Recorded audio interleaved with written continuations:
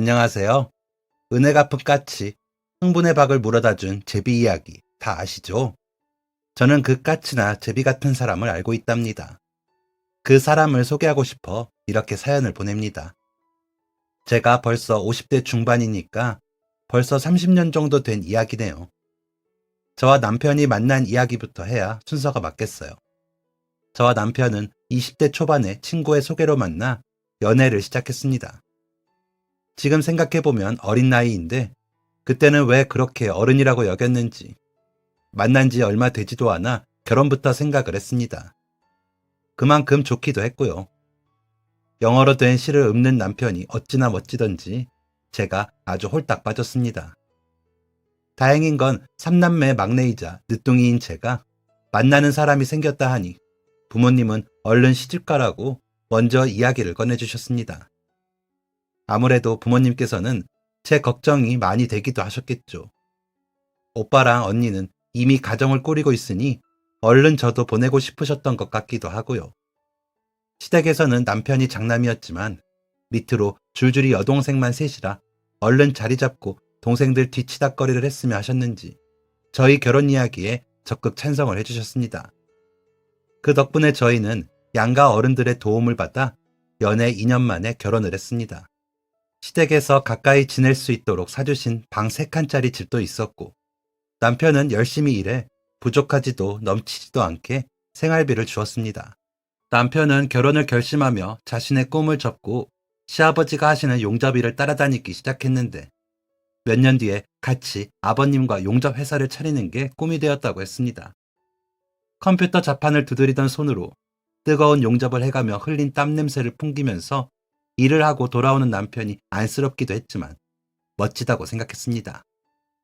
솔직히 대학까지 나와 더 번듯한 일을 할 수도 있는데 그 힘든 일을 해가며 저와 뱃속의 아이를 위해서 그렇게 애를 써주는 사람이 세상에 또 어디 있나 싶더라고요.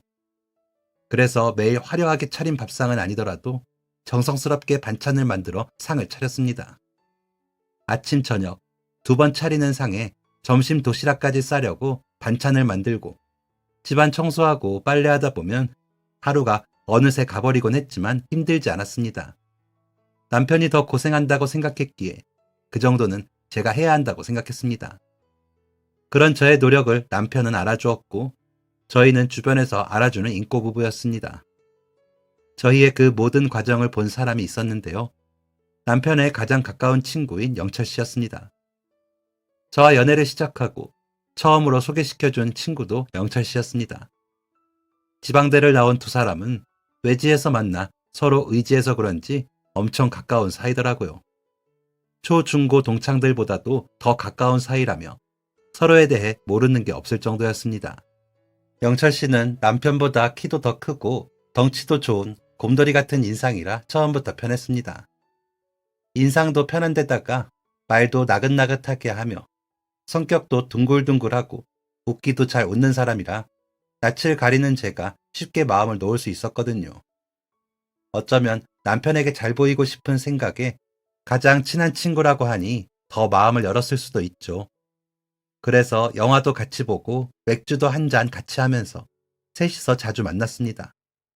그러다 한 번은 제 친구 중에 정말 괜찮은 친구를 데리고 나와 넷이서 데이트를 한 적이 있었습니다. 그 친구가 예쁘기도 예쁘고 착해서 영철 씨와 잘 어울릴 것 같았거든요.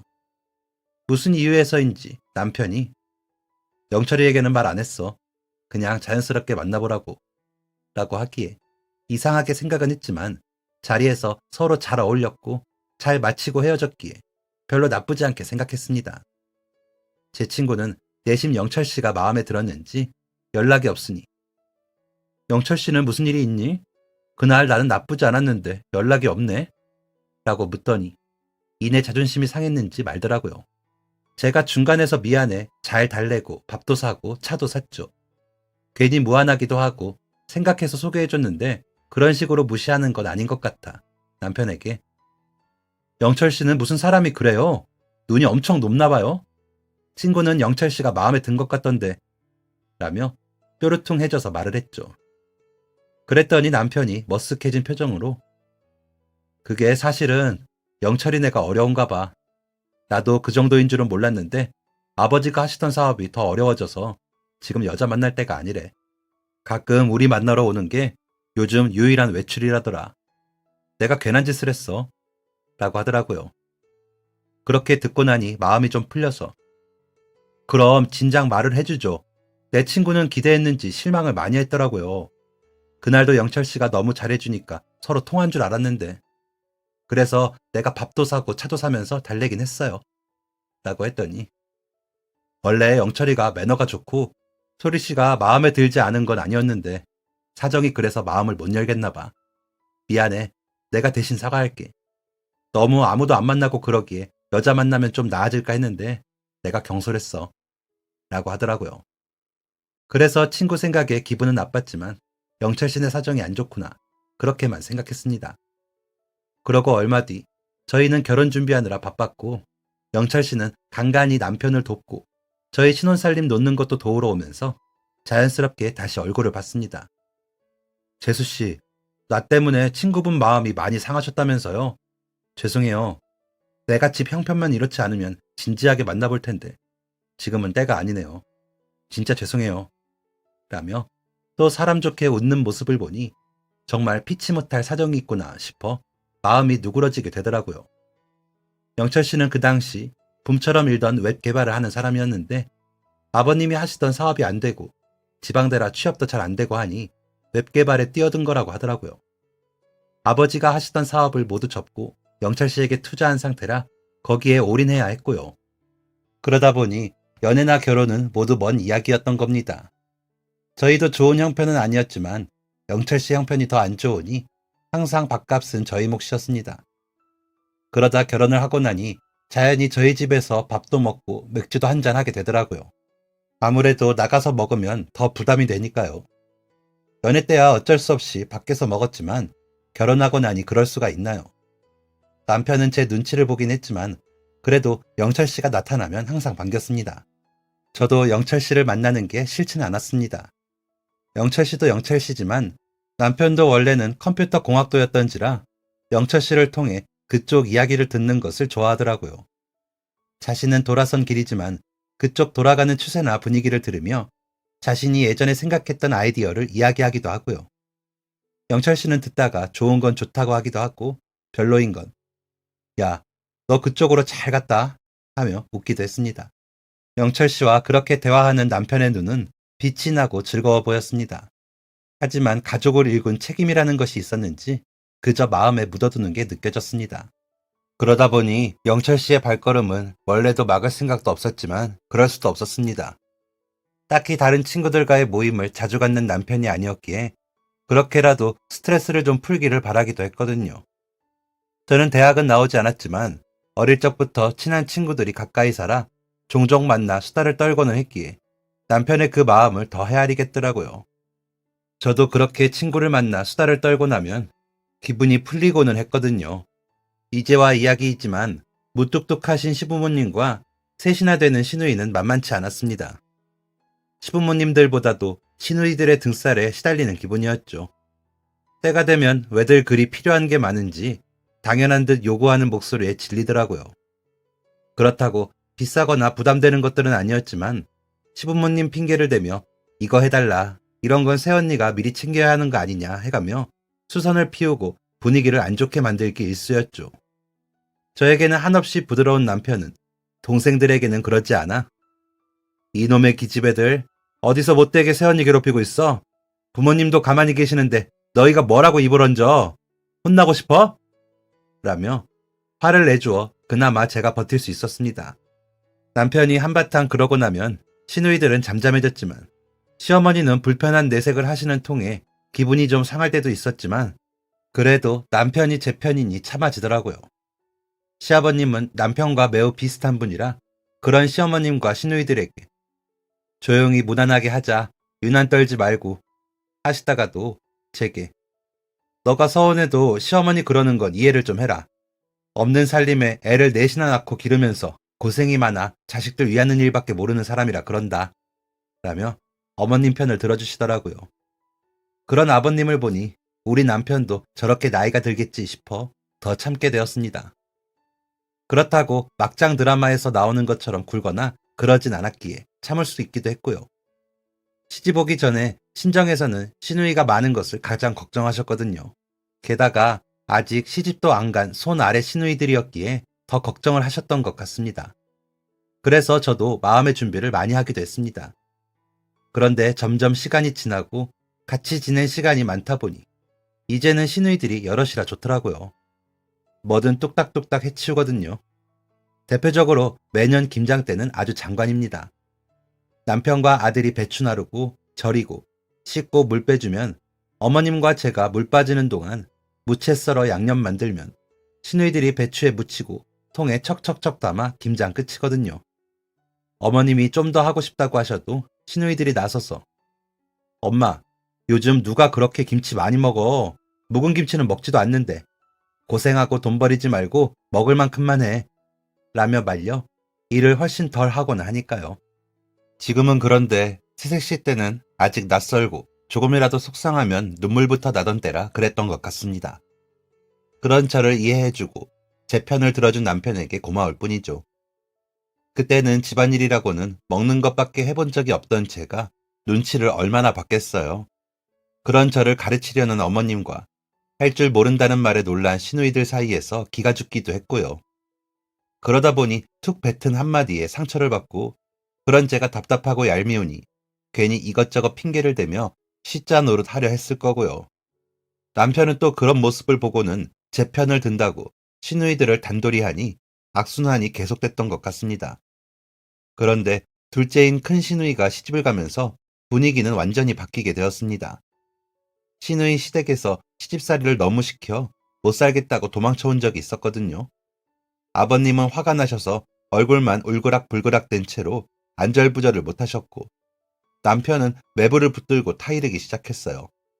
큰 시누이는 저런 인간 못 믿고 못 산다고 난리고 둘째 시누이와 막내 시누이는 그런 언니를 붙들고 울고요.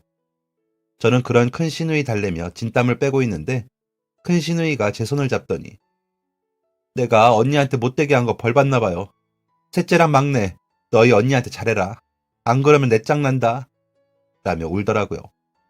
심해부는 큰 시누이에게 무릎을 꿇고 싹싹 빌어 겨우 모시듯 돌아갔습니다. 그 후로는 남편의 코치대로 잘했는지 그렇게 친정으로 도망오는 일은 없더라고요. 그러더니 시누이들이 저를 대하는 게 달라져서 점점 가깝게 지내게 되더니 요즘은 전화로 수다도 떨고 집안 대소사 의견도 나누는 사이가 됐습니다. 그렇게 시간은 사람과 사람 사이를 달라지게도 하는 것 같습니다. 영철 씨도 그랬거든요. 제가 만삭이 되었을 때 영철 씨는 저희 집에 좀 더 자주 드나들었습니다. 그때는 왜 그런지 모르고 그저 일이 고되고 힘들어서 마음 풀 곳이 없어 자주 오나보다 했습니다. 남편이 반기니 저는 그저 열심히 밥상을 차렸죠. 그런데 아무래도 집에 손님이 오면 반찬 하나라도 더 신경을 써야 하니 만삭의 몸으로 힘들기는 하더라고요. 그래서 조금 기색을 비출까 하다가 저는 얼른 그런 마음을 접었습니다. 평소에도 먹성이 좋아 고루 잘 먹던 영철 씨가 밥을 2숟가락 정도 먹더니 아유, 얼마 만에 밥인지 모르겠어요. 요즘 계속 라면만 먹었거든요. 재수 씨 덕에 제 입이 호강합니다. 라며 수저 가득 밥을 퍼서 꿀떡꿀떡 먹는 모습을 보니 차마 기색을 할 수가 없더라고요. 오히려 왜 밥을 안 먹고 라면만 먹었어요? 배고프면 언제든 오세요. 하고 했죠. 그러자 우걱우걱 먹던 수저를 내려놓더니 사실 요즘 대금이 막혀서 집에 생활비를 못 드렸는데 면목이 없어서 갈 수가 있어야죠. 저만 보고 계시는 거 다 아는데 그런데 훈석이가 전화해서는 자꾸 오라고 해주니 이렇게 염치불구하고 왔어요. 라며 훌쩍이더라고요. 알고 보니 남편이 영철 씨의 사정을 듣고 다른 건 못 보태주고 밥이라도 먹이려고 일부러 불렀더라고요. 그런데 괜히 저한테 미안하니까 말도 못하고 있었고요. 그날 밤 여보, 영철 씨 많이 어려운 거 왜 말 안 했어? 나 그동안 좀 서운할 뻔했는데 그런데 그렇게라도 도울 수 있어서 다행이다. 옛날에 영철 씨가 당신 많이 도와줬다며 라고 했더니 남편은 고마워. 당신 힘든 거 아는데 내가 더 빨리 와서 밥도 챙겨볼게. 미안해. 우리 대학 다닐 때 기숙사에서 만나서 진짜 볼 꼴 못 볼 꼴 다 보고 지냈지. 그러다 내가 진짜 못하는 과목이 있었는데 그걸 영철이가 옆에서 얼마나 도와줬는지 몰라. 그 과목 빵꾸 나면 기숙사에서 쫓겨날 위기였거든. 기숙사에 못 있으면 나가서 자취해야 하는데 그러면 또 돈이 얼마나 들어. 그래서 그때 결심했었어. 이 자식이랑은 평생 간다. 내가 이 은혜는 나중에 꼭 갚는다 하고. 그래서 그런가 이 자식 어렵다니까 내가 마음이 너무 안 좋은 거야. 그래서 당신한테 염치 불구하고 전화해서 밥 먹으러 오라고 자꾸 해. 안 그러면 쫄쫄 굶거나 라면만 먹을 놈이니까 라고 하더라고요. 그래서 임신 7개월에 만삭의 몸을 하고서도 조금이라도 음식을 다양하게 더 챙기려고 노력을 했습니다. 달걀말이를 하더라도 속재료 푸짐히 넣어 만들고 국찌개도 되도록 다양하게 만들려고 했고요. 하지만 제 요리 실력이 따라주지 않더군요. 그러다 하루는 찌개가 다 졸아서 못 먹게 된 날이 있었습니다. 하필 그런 날 남편과 들어오는 영철 씨를 보는데 얼굴이 화끈거리고 부끄럽더라고요. 여자들 임신했을 때 되게 졸리잖아요. 그날도 찌개 올려놓고 배가 뭉친 것 같아 잠깐 앉았는데 졸았더라고요. 그런 모습을 고스란히 들켰으니 얼마나 부끄러웠겠습니까? 그래서 어떡해요. 제가 찌개를 망쳐서 국물이 없는데 어쩌죠? 라고 했더니 영철 씨는 가방을 뒤적뒤적 하더니 라면을 꺼내더군요. 짜잔, 우리 이 라면 끓여서 먹을까요? 저는 라면이 매일 먹어도 안 질리거든요. 라며 웃는데 어찌나 반갑던지. 그래서 그날은 영철 씨가 가져온 라면을 남편이 끓여서 저녁에 먹었습니다. 남편은 아유, 영철이 덕분에 라면 잘 먹는다. 맛있네. 라며 웃으며 제 눈치를 보는데 저는 아무 상관 없었습니다. 날이 쌀쌀해지기 시작해 국물 요리를 해주고 싶었는데 어찌됐건 따뜻한 국물이 있으니 좋더라고요. 막 김장을 할 때라 김치와 함께 먹으니 그 조합도 좋았고요. 무엇보다 영철 씨가 저는 라면도 좋아해요. 앞으로 메뉴에 너무 신경 쓰지 마시고 라면에 말아먹을 밥만 차려주셔도 저는 좋습니다. 밥상 앞에 와서 앉을 수 있는 것만으로도 저는 감사하거든요. 대신 라면은 제가 사올게요. 허허허 웃는 영철 씨가 좋더라고요. 워낙 먹성이 좋아 뭐든 안 남기고 잘 먹는 사람이기도 해서 뭘 해놓으면 밥 차린 보람이 있기도 했고요. 요즘 먹방하는 젊은 사람들처럼 먹는 영철 씨인지라 보기에 너무 좋아 보였습니다. 남편은 입이 좀 짧아 음식이 맛있는 건지 맛이 없는 건지 모르겠더라고요. 그런데 영철 씨는 재수 씨, 진짜 맛있네요. 재수 씨 어머님이 음식 솜씨가 좋으신가 봐요. 어쩜 이렇게 맛있어요? 라면서 내놓은 반찬은 다 먹더라고요. 그런 모습이 또 보기 좋게 느껴져 조금씩 더 차려내는 게 습관이 들었습니다. 영철 씨가 잘 먹는 반찬은 기억을 해두었다가 더해서 싸서 보내기도 하고요. 그렇다고 매일 오지는 못하고 2, 3일에 한 번씩 오는데 그 사이 또 굶을까 걱정이 되더라고요. 그러다 제가 아이를 낳고는 산후조리원에 있을 때는 혹시나 싶어 친정 언니에게 부탁해 반찬을 챙기고 남편에게 쌀을 챙겨 가져다 주게 하기도 했습니다. 왠지 마음이 쓰이더라고요. 그때도 어려운 사람들은 많았지만 그래도 밥 굶고 사는 사람이 흔하진 않을 때라 밥도 못 먹고 집에 보태야 하는 사람이라는 인식이 생기니 안 챙길 수가 없었습니다. 그때 그러면서 제 음식 실력이 부쩍 늘기도 했거든요. 몸 풀 때는 어머님이 해주시는 반찬, 친정엄마가 해주시는 반찬이 있어 그걸 들려보내기도 했습니다. 그런데 산모도 아닌 사람에게 번번이 미역국만 먹일 수가 없더라고요. 그 바람에 남편은 또 부지런히 라면을 끓였습니다. 혹시나 라면 냄새만으로도 아이가 매울까 싶어 두 남자가 뚜껑도 제대로 못 열고 끓인 라면을 먹거나 컵라면을 먹더라고요. 친정엄마가 낮에 오셨다가 저녁에 가셨는데 나이도 많은 엄마를 계시게 하는 게 마음에 걸리기도 하고 또 영철 씨가 마음 놓고 오지 못할 것 같아 문서방도 편하게 쉬어야지. 엄마도 얼른 가서 쉬어. 라며 엄마를 보내고 저녁을 남편이 차렸는데 그때 아마 평생 먹을 라면을 다 먹은 것 같습니다. 그런데도 영철 씨는 자주 왔습니다. 제가 오지랖 넓게도 영철 씨, 괜히 눈치 보인다고 안 오고 그러지 말아요. 알았죠? 라고 한 말이 있어서 그런가 부지런히 라면을 사들고 와서 아이 옷도 빨아주고 집 정리도 도와주더라고요. 남편은 아이 목욕도 시키고 설거지도 하고 있으면 그 사이 그렇게 해주더라고요. 덕분에 저는 힘 안 쓰고 화장실 청소, 거실 청소 및 정리까지 하고 깨끗한 집을 유지할 수 있었습니다. 낮에는 엄마가 계셨고 남편과 영철 씨가 저녁에는 처리를 해주니 저는 할 일이 없더라고요. 정말 아이 전만 물렸던 것 같습니다. 그런데도 날만 굳으면 왜 손목이 아픈 건지 모르겠지만 비교적 잘 지냈습니다. 남편이 밖으로 안 나가고 친구가 집으로 오는 게 그런 점에서 좋더라고요. 물론 사람 따라 다르겠지만 말이죠. 그래서 영철 씨는 제게도 고마운 사람이었습니다. 그래서 영철 씨를 더 챙기게 됐고 그러길 한 3년 정도 했던 것 같습니다. 그러던 어느 날 영철 씨가 재수 씨, 나 어쩌면 한동안 못 올 것 같아요. 이번에도 안 되면 진짜 때려쳐야지. 그래서 나 진짜 전력 투구 좀 해보려고요. 라고 하더라고요. 그래서 그래도 중간중간 괜찮았잖아요. 이제 대박 나야죠. 배고프면 언제든지 전화해요. 도시락이라도 싸줄게요. 라고 했죠. 그러더니 정말 영철 씨는 안 보이기 시작했습니다. 사람이 든 자리는 몰라도 난 자리는 안다고 남편도 저도 어딘가 허전한 느낌까지 받았지만 그래도 영철 씨가 잘 되길 바랐습니다. 그러는 사이 저희 집에 변화가 생겼습니다.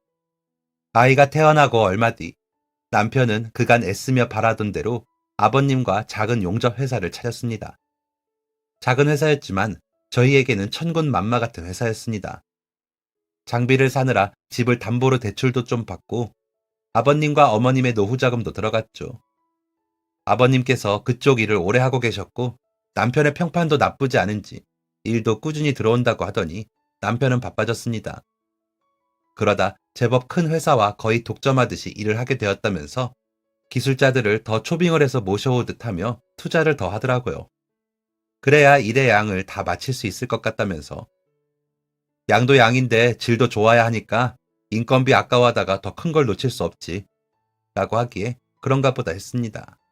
저는 회사 일을 잘 모르기도 했고 결혼 전에 해본 일이라고는 고등학교 졸업하고 3년 정도 일한 게 다이다 보니 대학도 나오고 오래 일한 남편과 아버님이 더 잘 알고 알아서 하시겠지 하는 생각이 있었기에 한치의 걱정도 하지 않았습니다.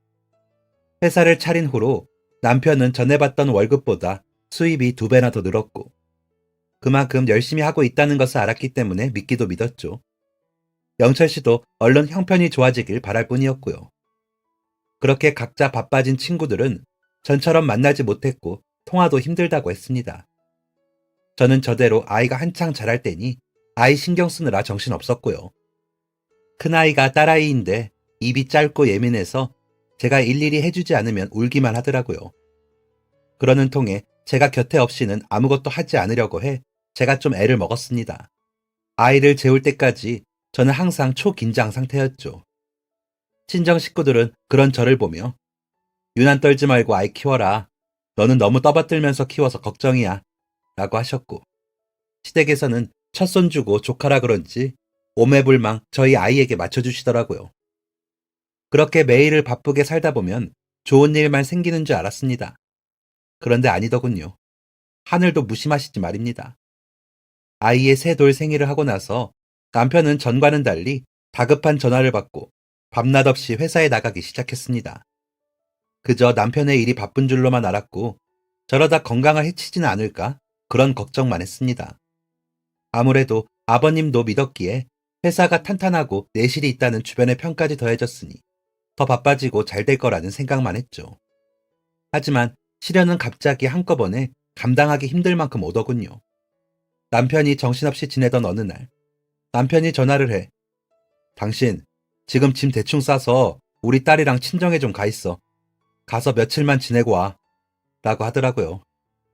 그래서 별 대수롭지 않게 왜? 나도 이제는 우리 집이 편한데 우리 선미도 낯선 곳에서 잘 못 자잖아. 무슨 일이야? 라며 묻는 제 대답에 남편은 좀 복잡한 일이 생겨서 그래. 내가 다녀오면 다 설명해 줄게. 아기가 놀라거나 다칠까봐 그래. 라고 말하는 남편의 목소리는 부들부들 떨고 있더라고요. 그래서 알았어요. 밥은 먹었어요? 라고 물었더니 응, 나중에 이야기해 줄게.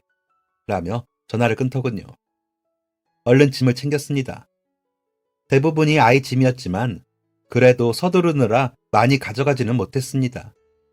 친정 부모님께서는 갑자기 들이닥친 저와 아이를 보며 놀라셨지만 사정을 말씀드리니 이내 이해해 주시더라고요.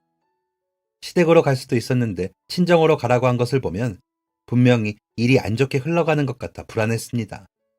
그러고는 며칠을 남편은 연락이 되지 않았고 그러다 보니 저도 참지 못했습니다. 며칠을 그렇게 전전긍긍하고 있었는데도 연락이 없어 저는 일단 집에 다니러 일어나 아이는 친정 부모님께 맡기고 저희 집으로 향했습니다. 집에 들어섰다가 저는 까무러치는 줄 알았습니다. 집안 곳곳에 붉은 딱지가 붙어 있는 게 보이는데 이게 뭔가 싶다가 너무 놀랍더라고요. 저는 회사로 향했습니다. 혹시나 싶어 이런저런 사정들을 생각해보며 갔습니다. 아주 절망적이지만 않기를 바랐죠. 하지만 회사는 엄청난 위기에 빠져 있더라고요. 큰 회사를 믿고 그 회사에서 나오는 일 위주로 먼저 일을 하다 보니 다른 거래처는 끊고 큰 회사에 의지해 일을 했었다고 하더라고요. 그런데 그 큰 회사가 일을 줄이더니 갑자기 자체적으로 용접 파트가 생겼다며 스스로 일을 해결할 수 있게 되자 갑자기 저희 회사와 제휴를 끊었다는 겁니다. 그 바람에 각종 돈줄이 다 막혔고 그래서 대출도 연체가 되다 보니 저희 집에 차압이 들어온 것이고요. 분하고 어려울 수는 있지만 있을 수 있는 일이었습니다. 최악의 경우가 나타난 것이었죠. 남편과 아버님께서는 작은 희망의 불씨도 놓친 사람처럼 멍해지더라고요. 어머님도 이 문제를 어떻게 헤쳐나가야 할지 걱정이 많으시고요. 그렇게 저희에게 끔찍한 일주일이 지났습니다. 그러는 사이 저도 모르게 빚은 더 커지고 있더라고요. 저희는 어쩔 수 없이 최동 부도 처리가 되고 말았습니다. 그 큰 회사만 원망할 수만도 없는 일이었습니다. 그렇다고 최선을 다한 남편과 아버님을 비난할 수도 없었습니다. 그저 닥친 상황을 어떻게든 이겨내는 수밖에 없었습니다. 하지만 남편은 너무 놀란 탓인지 무기력하고 의욕이 없었습니다. 아버님도 마찬가지였고요. 그 바람에 어머님과 저는 집도 비워져야 하는 상황에서 정리를 하느라 혼란스러웠습니다. 시집간 시누이들은 저희를 도울 만큼의 형편이 되지 않았고 저희 친정에서는 급한 대로 아이와 저만이라도 와서 지내라고 하셨습니다. 하지만 모든 걸 내려놓은 듯한 남편을 두고 저만 아이와 빠져나갈 수는 없는 일이었습니다. 어머님께서는 그래도 어쩌니 애라도 좀 편하게 지내야지 라고 하셨지만 도저히 그렇게는 못 지내겠더라고요. 그래서 남편에게 처음으로 화를 내며 정신 차려. 이럴수록 더 정신 차리고 애랑 나를 지켜야지 뭐 하는 거야. 지방에 알아보면 아버님이랑 당신처럼 기술 있는 사람 구하는 데 있을 거야. 내가 그동안 모아놨던 돈으로 월세라도 얻어서 내려가자. 거기서 다시 시작하면 돼. 라며 설득을 했습니다. 그런 저를 가만히 보던 남편은 갑자기 흐흑 소리를 내며 울더니 당신은 나 원망 안 해? 라고 묻더군요. 그래서 원망한다고 회사가 다시 살아나? 원망하고 그럴 시간에 얼른 해결부터 하는 게 급해. 얼른 정신이나 차려. 라고 해버렸습니다. 남편은 그 말에 더 울더군요. 그러더니 얼마 뒤 일어나 여기저기 전화도 해보고 메모도 하고 하더니 나갔다가 오더라고요. 그러더니 아버지랑 나 일자리 구했어. 라며 제 손을 꼭 잡더라고요. 그러더니 미안해. 내가 힘들게 한 만큼 더 잘하고 더 열심히 해서 이렇게 속 썩인 거 다 갚을게. 라고 하더군요. 그래서 제발 그러라고 하고는 저는 이사 준비를 했습니다. 남편이라면 반드시 다시 해낼 것이라고 믿었거든요.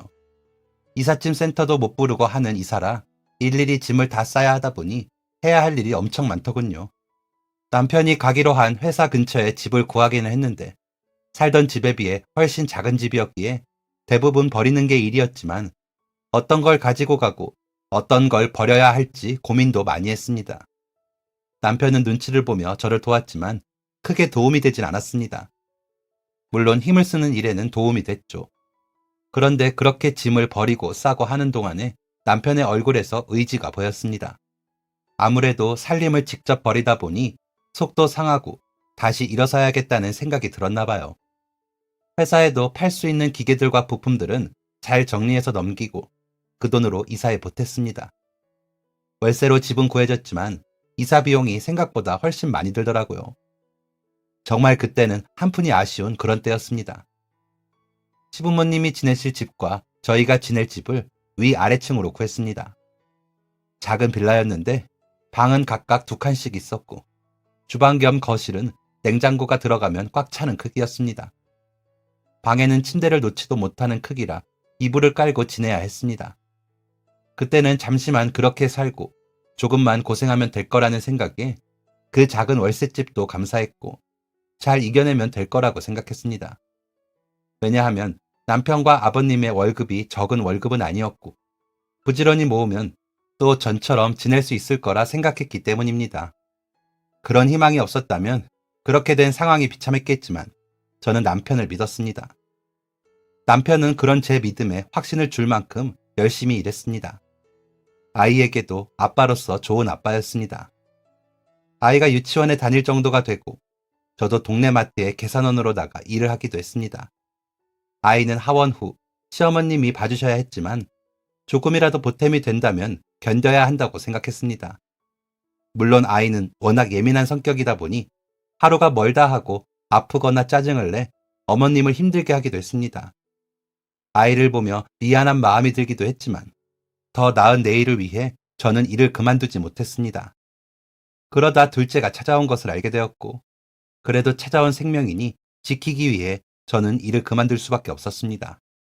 남편은 아이가 찾아온 것을 무척 기뻐했습니다. 솔직히 저는 걱정부터 앞섰습니다. 아직 자리를 잡지 못했는데 아이가 하나 더 생긴다는 게 걱정스럽더라고요. 첫째와 4살 정도 차이가 나는 나이라 예민한 큰아이가 잘 견뎌내줄지도 걱정이 되고요. 그렇게 걱정을 해도 아이는 태어났고 큰아이는 오히려 안정적으로 덜 예민하게 굴면서 동생을 잘 보살펴 주더라고요. 그렇게 아이들은 잘 자라주었습니다. 둘째가 유치원에 갈 때쯤에는 저는 다시 일을 시작했습니다. 그때까지도 돈은 전처럼 모이지 않았고 전에 진 빚만 갚는 상황이었거든요. 그래도 점점 주는 빚을 보며 나아지고 있어 라고 암시를 걸듯 제 마음을 다스렸습니다. 그때쯤 친정아버지가 돌아가시며 저는 좀 흔들렸습니다. 막내딸이 타지에서 고생한다고 걱정만 하시다 돌아가신 아버지께 너무 죄송했거든요. 임종을 지킨 언니와 오빠는 편하게 가셨다고 말하긴 했지만 저는 그 어떤 말로도 아버지를 쉽게 보내드릴 수 없었습니다. 누구보다도 엄마가 가장 힘들어하셨지만 속 썩인 자식이 곡소리가 가장 크다고 제가 딱 그 상황이었으니까요. 그래서 그때는 괜히 마음에도 없는 말을 해가며 남편을 괴롭히기도 했습니다. 그런데 남편은 정말 놀라울 정도로 저의 그런 투정을 다 받아주더라고요. 내가 당신 고생시킨 거 알지? 그래서 장인어른하고 자주 못 보고 보내드린 것도 알아. 맞아. 난 참 모자라고 나쁜 사람이야. 그런데 여보, 당신은 너무 좋은 사람이라서 나는 거기에 맞춰보려고 해.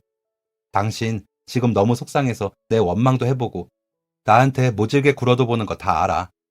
하고 싶은 만큼 다 해. 당신만 시원해지면 나는 다 괜찮아. 아버님 그렇게 가시고 나도 너무 속상한데 당신은 오죽하겠어. 라더니 제 손을 잡고 눈을 맞추고 울더라고요.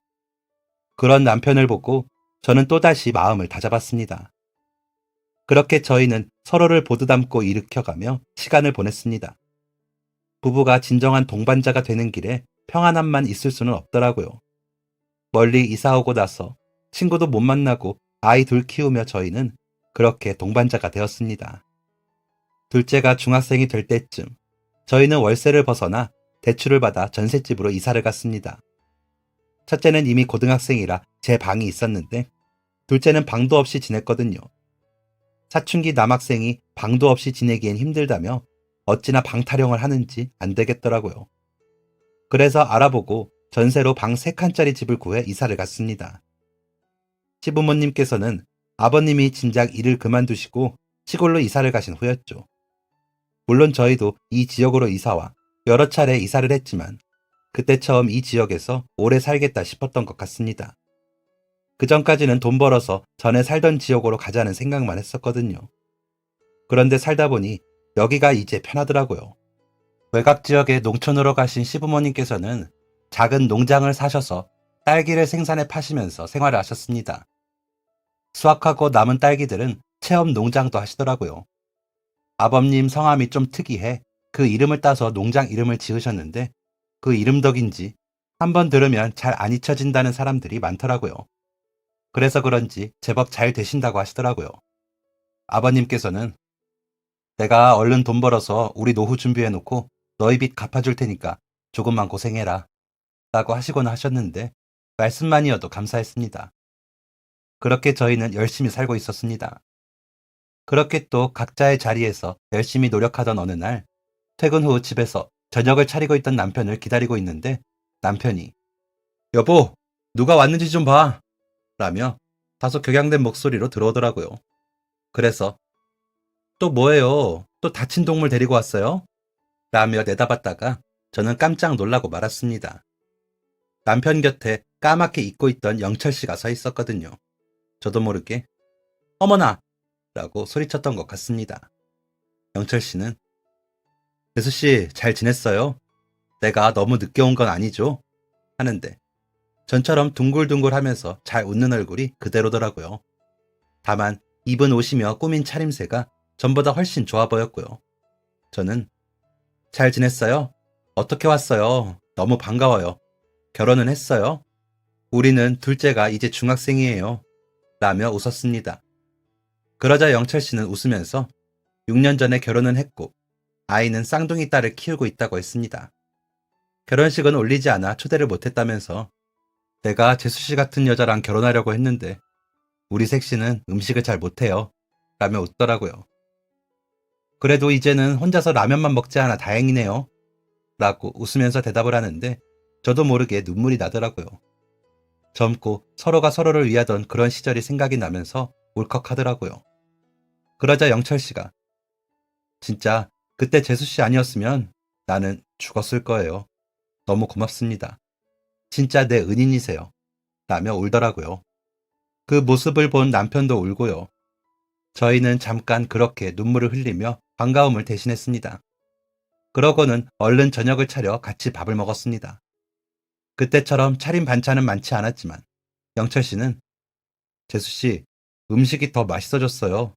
진짜 너무 맛있다. 나는 우리 어머니 음식보다 재수 씨 음식이 더 그리웠다니까요. 라며 여전한 먹성으로 한 입 가득 음식을 먹더라고요. 아이들은 그런 영철 씨를 놀란 듯이 보다가 웃고요. 어찌나 맛있게 먹는지 정말 꿀떡꿀떡 먹는다는 표현이 딱 어울리는 사람이었습니다. 밥을 다 먹고 아이들이 각자 방으로 들어갔고 영철 씨는 저희 부부에게 단도직입적으로 내가 너희 부부를 찾은 건 은혜를 갚고 싶어서야 라는 말로 이야기를 시작했습니다. 영철 씨는 그때 마지막 도전이라던 웹 개발이 대박을 터뜨리면서 그 뒤로 사업이 잘 진행되고 있다고 하더라고요. 그렇게 안정을 찾고 저희 부부를 찾았지만 연락이 닿는 사람이 없어 몇 년 동안 수소문만 했다고 하더라고요. 그러던 중 아버님의 특이한 이름이 생각이 났고 그 이름으로 찾아보니 아버님의 농장과 연락이 닿았고 남편이 일하는 곳을 알게 되었다고 하더라고요. 남편의 소재를 알게 되고 바로 찾아와 저희 앞에 앉아 있는 거고요. 그래서 내가 전부터 오늘까지 먹은 밥값을 좀 갚고 싶어. 진짜 내 재산을 다 달라고 해도 나는 할 말이 없는데 내가 지금 너희에게 줄 수 있는 게 이 정도야. 라며 봉투를 내밀더라고요. 저와 남편은 봉투를 보고는 그저 웃었습니다. 아니, 언제적 밥값을 주는 거예요? 내가 이 돈 받고 뭐 얼마나 부자가 된다고. 영철 씨 이러면 우리가 앞으로 영철 씨를 어떻게 봐요? 거절을 하려 봉투를 영철 씨 쪽으로 밀었는데 영철 씨는 이 돈 안 받아주시면 저는 진짜 다시는 훈석이랑 재수 씨 안 볼 거예요. 제발 받아주세요. 제발요. 라며 고개를 숙이는데 돌려줄 수가 없더라고요. 그래서 영철 씨가 그렇게 하니까 우리가 받긴 받는데 대신 앞으로 밥 먹으러 자주 와요. 이제 우리 그래도 아주 힘든 시기는 지났어요. 아직 빚이 조금 있기는 한데 영철 씨 밥 챙겨줄 만큼은 버니까 자주 와서 밥 먹어요. 지금부터 먹는 밥은 무조건 저희가 대접하는 거예요. 라며 봉투를 받았습니다. 봉투가 얇아 돈이 많지 않을 것이라 생각했거든요. 영철 씨는 그제야 풀린 얼굴로 웃으며 내가 또 오죠. 어떻게 찾은 친구인데 안 오겠어요. 오늘도 자고 가고 싶은데 내가 내일 일정이 있어서 다음에 다시 올게요. 재수 씨 밥 먹었더니 기운이 막 나서 내가 일도 더 잘 되겠어요. 고마워요. 다음에는 우리 셋이랑 애들이랑 다 같이 올게요. 라며 일어나 가더라고요. 사람이 형편이 나아지고 그러면 변하기도 한다는데 영철 씨는 한결같아 더 반갑고 좋았습니다. 봉투 안에는 작은 체크카드가 있었고 비밀번호와 영철 씨의 편지가 들어있었습니다. 순서가, 내가 일이 잘 성사되고 이익금이 생길 때마다 너와 재수 씨 몫으로 떼어놓은 돈이야. 너를 못 찾았으면 이 돈이 더 많았겠지만 지금이라도 이걸 너에게 전달할 수 있어 너무 다행이다. 나는 너 같은 친구가 있어서 너무 행복하다. 정말 너처럼 다른 사람을 도울 수 있는 사람이 어디 있겠니? 세상을 살아보니 그건 더 힘들더라. 앞으로도 자주 보자. 라는 메시지에 저와 남편은 웃었습니다. 그리고 남편은 체크카드를 저에게 주며 이건 당신이 해. 영철이 밥 차리느라 고생한 건 당신이니까. 라고는 잠자리로 가더라고요. 잘 뒀다가 영철 씨 온다 그럴 때 장 보는 데 써야겠다. 라며 지갑에 넣었습니다. 그리고 다음날 출근하는 길에 체크카드를 확인해 봤습니다. 금액이 궁금하긴 했거든요. 금액을 확인하다가 저는 그 자리에서 소리를 지를 뻔했습니다. 갑자기 가슴이 뛰고 죄를 지은 사람 마냥 주변을 둘러보게 되더군요. 얼른 카드를 챙겨 은행을 나오면서 남편에게 전화를 했습니다. 여보, 영철 씨한테 전화해서 이거 카드 가져가라 그래. 이 카드에 얼마가 들었는 줄 알아? 정말 영철 씨 미쳤나 봐. 라며 방방거리며 이야기를 했습니다. 왜? 얼마가 들었는데? 왜 그래? 하는 남편에게 5억이야. 0이 8개가 있더라고. 나 너무 손 떨려. 세상에 이게 말이 돼? 얼른 전화해서 카드 다시 가져가라고 해. 라는 제게 남편은 알았다고 하더니 전화를 끊더군요. 출근을 해서도 제 마음은 진정이 되진 않았습니다. 영철 씨가 성공한 것 같아 다행이다 싶으면서도 저희에게 이런 큰 돈을 주는 건 너무 무리일 거라는 생각에 부담이 되더라고요. 그러고 있는데 남편에게 메시지가 오더군요. 그 돈 안 받으면 우리랑 인연 끊겠대. 왜 자신의 진심을 몰라주냐며 화를 냈는데 나도 화를 냈거든. 그래도 안 된대. 자기를 실없는 사람으로 만들지 말라면서 그 돈 받는다 할 때까지 연락도 하지 말라면서 전화를 끊더라고. 이렇게요.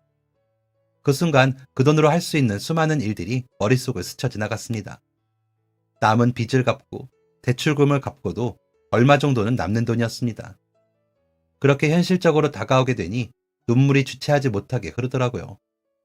겨우 진정을 해가며 남편에게 메시지를 보냈습니다. 여보, 우리 이 돈 받자. 받고 열심히 살아서 영철 씨한테 갚자. 그렇게 살자. 라고 보내고 나서도 저는 계속 울었습니다. 주변에서 무슨 일이냐고 묻는데 말도 못하고 울었습니다. 그렇게 영철 씨를 다시 만나고 또 시간이 흘렀습니다. 저희 아이들은 이제 성인이 되어 각자 자신이 목표한 일을 하고 있습니다. 큰애는 가정도 꾸렸죠. 둘째는 말로는 곧 간다는데 아직 모르겠습니다.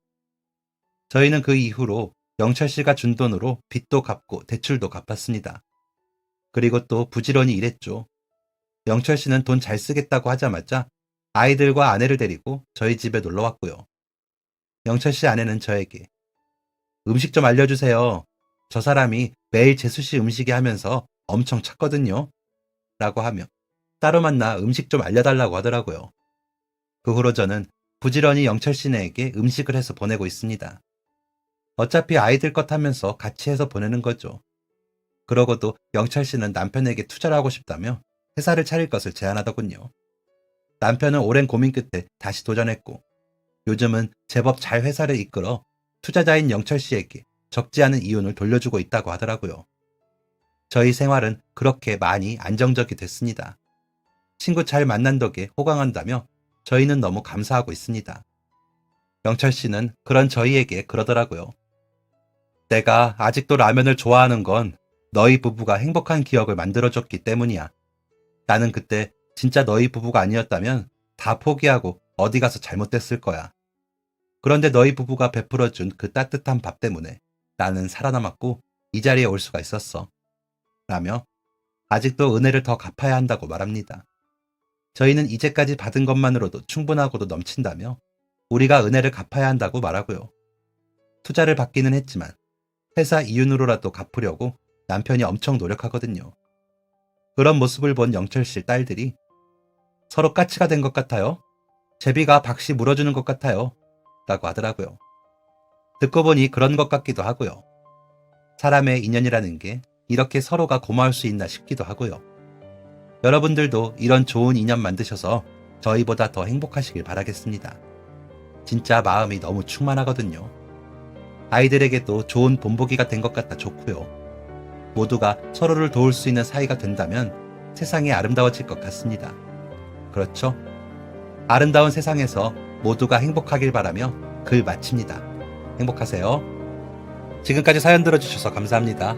사연이 재밌으셨다면 구독과 좋아요를 눌러주세요. 감사합니다. 안녕히 계세요.